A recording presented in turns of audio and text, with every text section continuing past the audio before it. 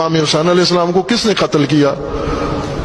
شیعوں نے بے وفائی کی، کوفیوں نے بے وفائی کی۔ کوفہ میں شیعہ تھے، انہوں نے بے وفائی کی، ساتھ نہیں دیا، عہد کیا، بلایا، دعوت دی، حمایت نہیں کی۔ حضرت حسین رضی اللہ تعالیٰ عنہ نے ان دنوں میں جو وہاں گزرے، جتنے بھی کوفی آئے ہوئے تھے نا، اکثر و بیشتر تو کوفے کے لوگ تھے، ان سے کہا کہ میں خود نہیں آیا، تم نے مجھے بلایا تھا۔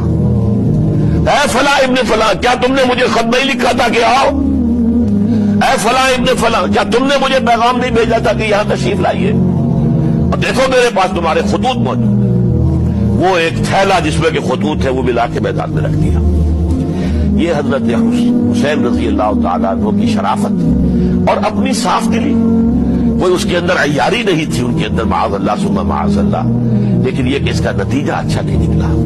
نتیجہ کیا نکلا؟ اب انہیں پتا چل گیا کوفیوں کو